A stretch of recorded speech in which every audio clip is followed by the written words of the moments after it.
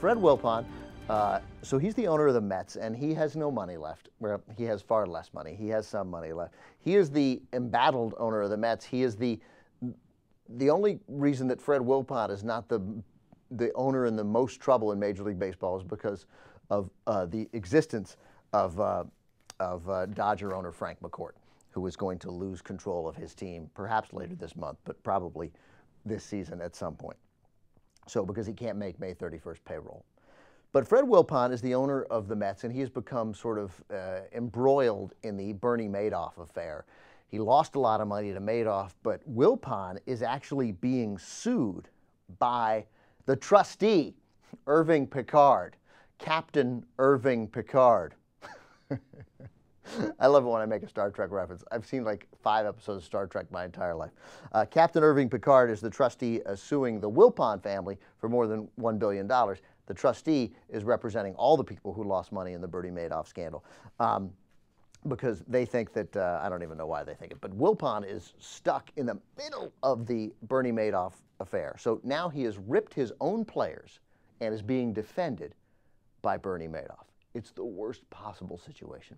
Wilpon has given access to the wonderful reporter Jeffrey Toobin for a piece in the New Yorker, and what Wilpon is trying to do is save his reputation in an effort to maintain control of the Mets because he doesn't want to give up the team he loves. He's 74 years old, and he's trying to sell this rags to riches story of how he made himself this real estate magnate, came from nothing, and now owns the Mets. That's the story he was hoping to pitch and get out of this New Yorker piece written by Jeffrey Toobin. Here's what Wilpon had to say about his own players, about Carlos Beltran, his right fielder, who he signed after that monster postseason that Beltran had with the Astros in 2004, where he hit like 8 home runs in 12 games.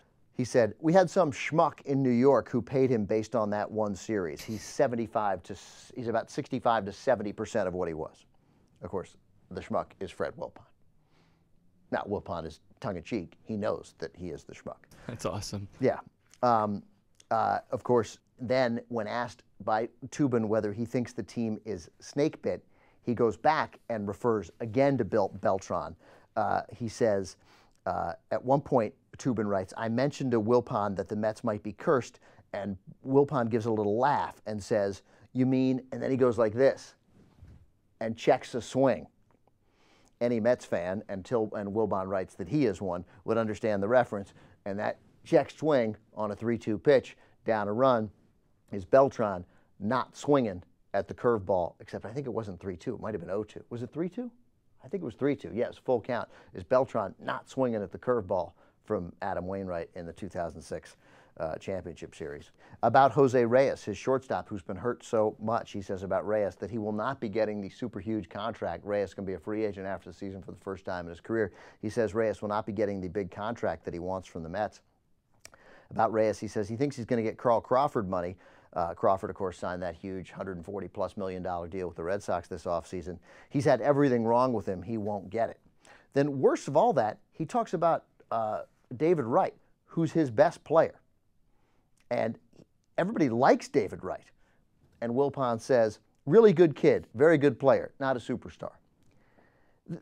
That may be right, but what's the point of saying that? Just shut up. Why bother?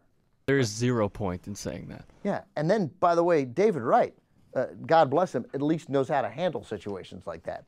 David Wright responded to that by saying, essentially, Fred's a good man, obviously going through some difficult times.